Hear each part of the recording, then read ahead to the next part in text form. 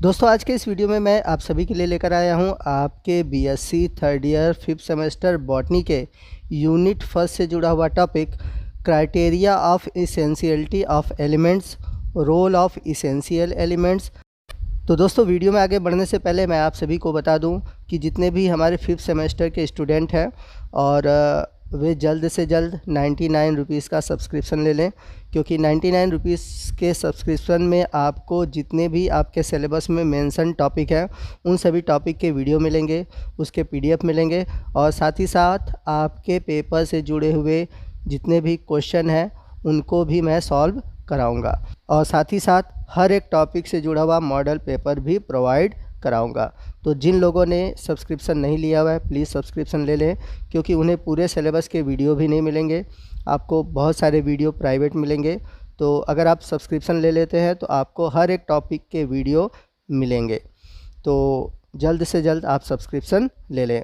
तो वीडियो की शुरुआत करते हैं। आइए सबसे पहले हम बात करते हैं कि न्यूट्रिएंट्स होते क्या हैं। Nutrients is defined as a substance that help in nourishing the plant by providing essential compound in the form of starch, vitamin, protein and minerals that are useful for proper growth and development of plant। तो nutrients एक प्रकार से ऐसे पदार्थ है जो कि starch, vitamin, protein या फिर मिनरल्स के रूप में मिलते हैं और ये पौधों में ग्रोथ और डेवलपमेंट के लिए आवश्यक होते हैं। Nutrients term primarily is used for nourishing the organism, not for treating the disease. Nutrient can only treat the disease that are result of deficiency of some specific nutrients. तो एक तरह से जो न्यूट्रिएंट्स होते हैं सबसे पहला जो काम करते हैं ऑर्गेनिज्म में उसके नरिशमेंट का काम करते हैं, न ही डिजीज़ को उपचार करने में यानी कि रोगों के उपचार में होते हैं। ठीक है, तो न्यूट्रिएंट्स आप याद रखिएगा, चाहे जंतु हों चाहे पौधे, उनमें पोषण का काम करते हैं। इनका काम रोगों में उपचार के लिए नहीं होता, परंतु अगर इनकी कमी शरीर में होती है, चाहे वो जंतु हों चाहे पौधे, इनकी कमी से कई प्रकार के डिजीज़ होते हैं। अब यहाँ पर बात आती है कि हम किन्हें न्यूट्रिएंट्स की श्रेणी में नहीं रखते। तो ऐसे एलिमेंट्स जो कि सॉइल सॉल्यूशन में पाए जाते हैं लेकिन पौधों द्वारा एब्जॉर्ब नहीं किए जाते, उन एलिमेंट्स को हम न्यूट्रिएंट्स नहीं कहते। सेकंड पॉइंट है substance absorb by the plant but not use in any form, यानी कि ऐसे तत्व जो कि पौधों द्वारा तो एब्जॉर्ब किए जाते हैं लेकिन उनका किसी भी रूप में यूज़ नहीं किया जाता, तो उन्हें भी हम न्यूट्रिएंट्स की श्रेणी में नहीं रखते। और तीसरा पॉइंट है contaminants absorb by plant that stay in them but have harmful effect rather than beneficial effect, for example heavy metal, यानी कि ऐसे प्रदूषित तत्व जो कि पौधों द्वारा एब्जॉर्ब कर लिए जाते हैं और पौधों में रहते हैं और उनमें हार्मफुल इफ़ेक्ट प्रोड्यूस करते हैं, जबकि इनका कोई भी बेनिफिशियल इफ़ेक्ट नहीं होता, ये भी एलिमेंट्स जो होते हैं ये न्यूट्रिएंट्स की श्रेणी में नहीं आते। जैसे पौधों द्वारा अगर हैवी मेटल को एब्जॉर्ब किया जाता है तो वो न्यूट्रिएंट्स का काम नहीं करते। आइए नेक्स्ट हम बात करते हैं कि इसेंशियल एलिमेंट्स और नॉन एसेंशियल एलिमेंट्स हम किसे कहते हैं। तो आपको बता दें कि अभी तक लगभग 105 मिनरल्स एलिमेंट्स खोजे गए हैं और इनमें से लगभग 60 से भी अधिक जो मिनरल्स एलिमेंट्स हैं वो पौधों में खोजे गए हैं, यानी कि रिकॉर्ड किए गए हैं। और इनकी जो प्रेजेंस है पौधों में वह स्मॉल यानी कि लो कंसंट्रेशन में भी किया जा सकता है। अब बात आती है कि किसी भी एलिमेंट्स को हम इसेंशियल एलिमेंट्स पौधों में क्यों कहते हैं। तो आपको बता दें कि किसी भी एलिमेंट्स को हम इसेंशियल एलिमेंट्स इसलिए कहते हैं क्योंकि पौधों में इसका स्ट्रक्चरल रोल हो या फिजियोलॉजिकल रोल हो, इस एलिमेंट्स के बिना पौधे का जो लाइफ है वह पॉसिबल न हो। तो कोई भी एलिमेंट्स इसेंशियल तब होगा जब वह पौधे के स्ट्रक्चरल और फिजियोलॉजिकल डेवलपमेंट में भाग लेता है। अब बात आती है कि कौन कौन से क्राइटेरिया है, यानी कि कौन कौन से कारण हैं जिसकी वजह से हम किसी भी एलिमेंट्स को इसेंशियल एलिमेंट के अंतर्गत रखते हैं। तो आपको बता दें कि इसेंशियल एलिमेंट को डिवाइड करने का जो आधार है वो सबसे पहले आर्नन और साउट ने 1939 में दिया था। तो क्या क्या क्राइटेरिया थे, तो इस क्राइटेरिया में 5 पॉइंट्स आते हैं। तो तो सबसे पहले हम पॉइंट्स की ओर चलते हैं। तो पहला पॉइंट ये कहता है कि कोई भी एलिमेंट्स नेसेसरी तब है, यानी कि इसेंशियल तब है जबकि वो ज़रूरी है किसी भी पौधे के ग्रोथ के लिए या फिर रिप्रोडक्शन के लिए। और आपको बता दें कि यदि इस एलिमेंट्स की कमी होती है या अब्सेंट होते हैं तो वो पौधा न तो अपना लाइफ साइकिल कंप्लीट कर पाता है और न ही रिप्रोडक्शन कर पाता है। दूसरा पॉइंट ये कहता है कि जो एलिमेंट्स है यह डायरेक्टली इन्वॉल्व होना चाहिए प्लांट के मेटाबॉलिज्म में, यानी कि ये क्या कहता है, यह पौधे के स्ट्रक्चरल या फिर फंक्शनल जो मॉलिक्यूल है उनका एक महत्वपूर्ण भाग होता है। तीसरा पॉइंट ये कहता है कि जो एलिमेंट्स है वह स्पेसिफिक होना चाहिए, यानी कि पौधों को अगर उस एलिमेंट की ज़रूरत है तो केवल वही एलिमेंट्स चाहिए, ये नहीं कि कोई दूसरा एलिमेंट्स उसकी जगह ले सके। फोर्थ क्राइटेरिया ये है कि अगर एलिमेंट्स की कमी से या उसकी अनुपस्थिति में कोई डिजीज़ होता है तो वह भी एलिमेंट्स आपके इसेंशियल एलिमेंट्स के अंतर्गत आता है। तो यहाँ पर देख सकते हैं लिखा हुआ है अब्सेंस और reduce ability of the elements causes disorder. Fifth criteria कहता है the disorder cause by absence और deficiency of an elements can be corrected only by the availability of the elements, यानी कि अगर किसी प्लांट में कोई डिसऑर्डर हो रहा है, कोई डिजीज़ हो रहा है, ठीक है, तो वो जिस एलिमेंट्स की कमी से हो रहा है उसी के द्वारा ही उस कमी को पूरा किया जा सकता है।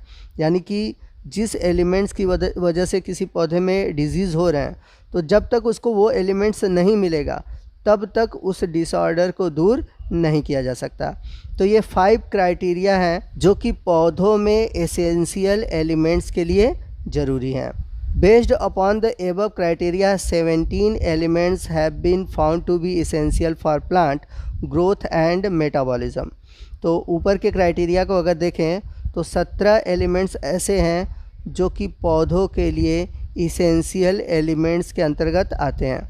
कौन कौन से? Carbon, hydrogen, oxygen, nitrogen, phosphorus, potassium, calcium, magnesium, sulphur, iron, boron, manganese, copper, zinc, molybdenum, calcium और निकेल। इन 17 एलिमेंट्स के अलावा जितने भी एलिमेंट्स हैं वे सभी नॉन इसेंशियल एलिमेंट्स के अंतर्गत आते हैं।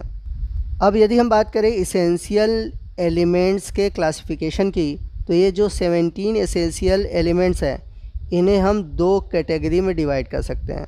पहला है the amount of these nutrients present in plant, यानी कि ये कितनी मात्रा में पौधों में उपस्थित हैं, और दूसरा the function perform in the plants, यानी कि इन एलिमेंट्स का पौधों में क्या कार्य है। तो यदि हम बात करें अमाउंट की, यानी कि न्यूट्रिएंट्स का अमाउंट प्लांट में कितना है, तो सबसे पहले है बेसिक न्यूट्रिएंट्स जिसके अंतर्गत आते हैं कार्बन, हाइड्रोजन और ऑक्सीजन, और ये पौधे का लगभग 96% भाग बनाते हैं। उसके बाद दूसरा है मैक्रो न्यूट्रिएंट्स। तो ये जो न्यूट्रिएंट्स हैं इनकी बहुत अधिक मात्रा पौधों को ज़रूरी होती है, और इसके अंतर्गत आते हैं प्राइमरी या फिर मेजर न्यूट्रिएंट्स, और दूसरा है सेकेंडरी न्यूट्रिएंट्स। तो प्राइमरी न्यूट्रिएंट्स में है नाइट्रोजन, फास्फोरस और पोटेशियम, और सेकेंडरी न्यूट्रिएंट्स में है कैल्शियम, मैग्नीशियम और सल्फ़र। इसके बाद तीसरा जो कैटेगरी है वो है माइक्रो न्यूट्रिएंट्स की, यानी कि इनकी जो आवश्यकता होती है वो पौधों को कम होती है। और माइक्रो न्यूट्रिएंट्स में भी 2 कैटेगरी है, एक है कैटायन और दूसरा है एनायन, यानी कि चार्ज के आधार पर इन्हें डिवाइड किया गया है। तो कैटायन में है आयरन, मैग्नीज, जिंक, कॉपर और निकेल। वहीं अगर हम देखें एनायन में तो बोरोन, मोलिब्डेनम और क्लोरीन। अब यदि हम फंक्शन के आधार पर देखें तो पौधों में एलिमेंट्स को निम्नलिखित कैटेगरी में डिवाइड किया गया है। पहला स्ट्रक्चर, यानी कि पौधों को स्ट्रक्चर प्रदान करने वाले हैं कार्बन, हाइड्रोजन और ऑक्सीजन। वहीं एनर्जी स्टोरेज के रूप में है नाइट्रोजन, फास्फोरस और सल्फ़र। वहीं चार्ज बैलेंस करने के लिए है कैल्शियम, पोटेशियम और मैग्नीशियम। और इलेक्ट्रॉन ट्रांसपोर्ट, एंजाइम एक्टिविटी, इन सभी को कंट्रोल करने के लिए iron, manganese, zinc, copper, boron, molybdenum, calcium और nickel.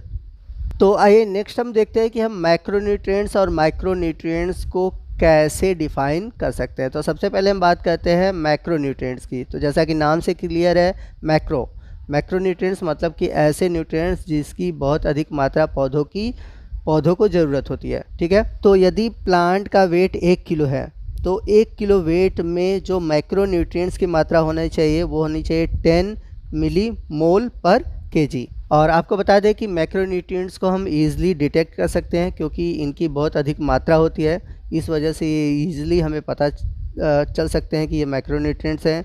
They are usually involve in the synthesis of organic molecule, यानी कि ये प्रायः प्लांट में ऑर्गेनिक मॉलिक्यूल के फॉर्मेशन में भाग लेते हैं। अब जो मैक्रोन्यूट्रिएंट्स हैं इनकी कुल संख्या 9 है। Carbon, hydrogen, oxygen, nitrogen, phosphorus, sulphur, potassium, calcium और मैग्नीशियम।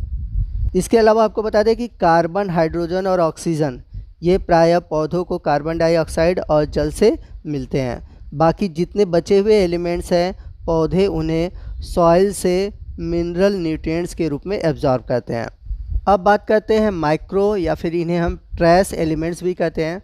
तो ऐसे इसेंशियल एलिमेंट्स जिनकी 10 मिलीमोल से कम मात्रा पर केजी ज़रूरत पड़ती है पौधों में, उसे हम माइक्रोन्यूट्रिएंट्स कहते हैं। और आपको बता दें कि इनका यूज जो होता है पौधों में प्रायः एंजाइम के एक्टिवेशन यानी कि एंजाइम के फंक्शन में भाग लेना। तो इसके अंतर्गत यानी कि माइक्रोन्यूट्रिएंट्स के अंतर्गत कुल 8 एलिमेंट्स आते हैं। कौन कौन से? Iron, manganese, copper, molybdenum, zinc, boron, chlorine और निकेल।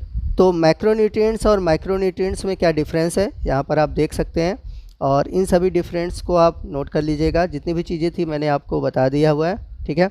तो एग्ज़ाम में इन दोनों के बीच डिफरेंस पूछे जाते हैं।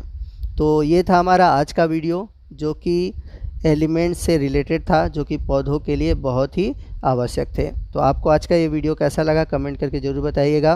वीडियो अच्छा लगा तो वीडियो को लाइक और शेयर करना मत भूलिएगा, और कोई भी डाउट है आप हमसे कमेंट करके पूछ सकते हैं। तो मिलते हैं अगले वीडियो में अगले टॉपिक के साथ। तब तक के लिए जय हिंद, जय भारत।